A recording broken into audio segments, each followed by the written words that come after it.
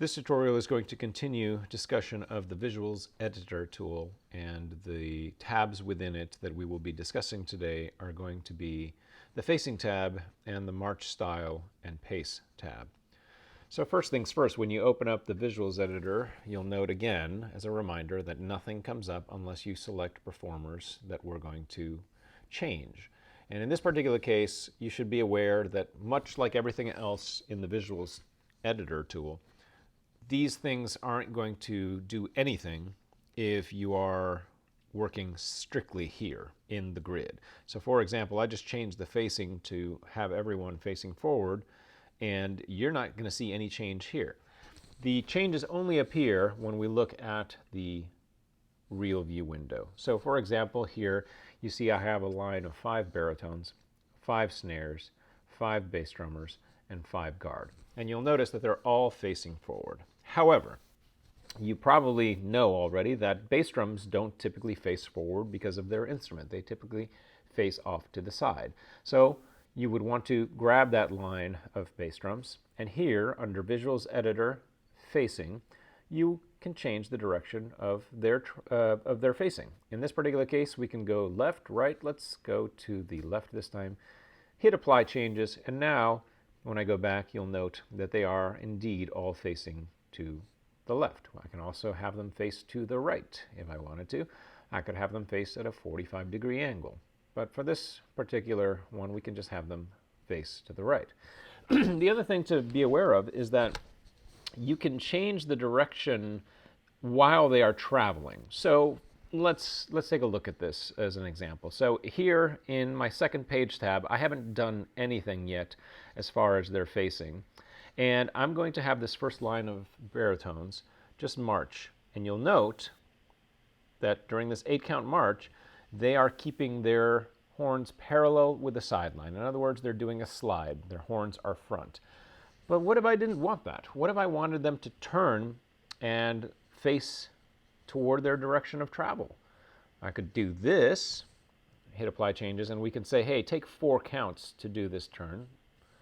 So what you should see now is a turn in 4, and then they end up facing in the direction that they're traveling. So you see the turn took some time.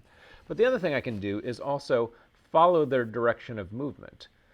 Now this is going to be very handy whenever you've got someone perhaps going toward the backfield and you don't want them facing forward while they do that. So for example, let's take a look at these color guard members back here.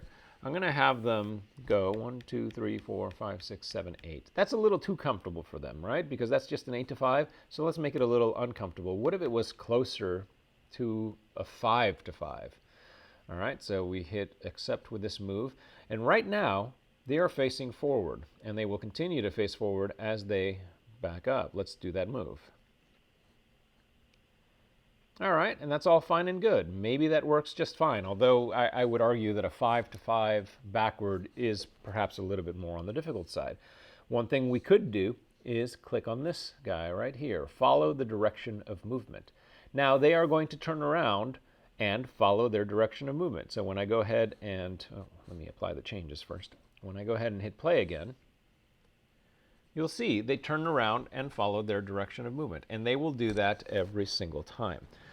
In all honesty, I think that the two most useful things in the facing are the actual face affix direction tool, in which I can change their direction into wherever I want, and the follow the direction option, because that will allow me to have them continually follow the direction, even if it's like they're going a zigzag pattern and I want them to be facing that direction. If I want them to be facing forward, well, I can always click on face affixed direction. Face to performer, face to point, and face grouping order. In all honesty, I never mess around with those. You might, but basically you will have to set a performer for them to face toward. This, I guess, might be useful if you had a soloist right here in the middle, and you had people around them and you want everyone to be facing directly into them. Same thing with face to point, like if you have a prop and you want everyone to face toward that point.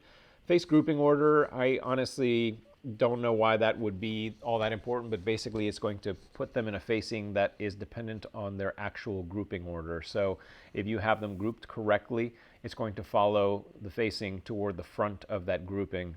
And obviously it doesn't really work all that great in a block or something like that. It has to be sort of a curvilinear pattern or a curve or an arc or something like that. So that is basically our facing tool. And feel free to mess around with that. And by the way, you can take as many counts as you want to do a facing. So going back to, let's go here and take a look at our snare drums. Let's say that while this move was happening, I want my snare drums to turn to a 45-degree angle in 8 counts. I can do that by just selecting my snare drums, kind of putting them here at a basically a 45-degree angle, kind of. And I'm going to tell them, hey, take 8 counts to turn, starting on count 1, apply the changes. And now let's take a look and see what happens. So you can see them turning, taking a full 8 counts to do that while they're turning. That, in a nutshell, is our facing tool. Next is the March Style and Pace tool. And this is going to change a lot of different things about the way that they move. For example, right now, if I were to go, let me go back here and make our snares face forward again so that this will be a little bit more noticeable. Yeah, so when I hit play now, the default is this. They're set to march forward. Now that works great for the bass drums, as you could see, but the snare drums look a little goofy marching like that. Not to mention they've got that snare drum kind of in the way, calling attention to the fact that they're marching like that. So with snare drums, at least, you might want to select something like the crab step that percussionists are so used to doing. And now let's see what that looks like. Yeah, and it's, you know, obviously the real view might be stuttering a little bit because of the fact that I'm screen grabbing this. It's taking up a lot of video memory, but you can kind of see that it is indeed a crab step that they're doing, and looks much more realistic than them trying to march that forward. Some of the weirder ones, now obviously the standard step, we all know what it is, the high step. These can get a little weird. Let's try making our baritones high step since they're already heading off to the side there. So this is what high step looks like. Which looks a little bit more like a roquette line than it does an actual high step, but I mean, it'll get the point across. There's the baby crawl, which is a little on the weird side. Let's apply that and take a look at that. Yeah, it probably doesn't work all that great with instrumentalists. Then there's the army crawl, which is even more extreme. And that's what this looks like. Yeah, so I mean, I guess it's better to have it and not need it than to need it and not have it, but that's what some of these other options do. Moving with prop, we'll talk a little bit more about that when we actually work on the props. The other thing that this can do that can be very handy is the pacing of the actual movements. So for example, I can let's come over here so that we get everyone doing a similar transition. I could have these guys going to the left at half step pace. So 1, 2, 3, 4, 5, 6, 7, 8. So they're just moving 4 steps away. And I can have the snares moving 1, 2, 3, 4, 5, 6, 7, 8. And then I'm going to have the color guard moving at double pace. So instead of 8 to 5, they're going to be going very quickly at, well, the pace size is not going to have anything to do with it. They're going to take 16 steps in the space of 8 counts. So 1, 2, 3, 4, 5, 6, 7, 8, 9, 10, 11, 12, 13, 14, 15, 16. And here it would be warning you, hey, this is 4 to 5, but it doesn't know that we're going to do half, or that we're going to do double pace. So let's select those guys, and here I say I want 2 steps per beat. For my snare drums, I'm going to leave them alone. They're doing 1 step per beat. And for my baritones, I'm going to do half step per beat. And you'll note the different paces when we hit play. Oh, I forgot to take them out of army crawl. Yeah, so we might want to do that first. Let's get those guys out of Army Crawl and do standard. All right, and wait, did I hit apply changes? Yes, I did.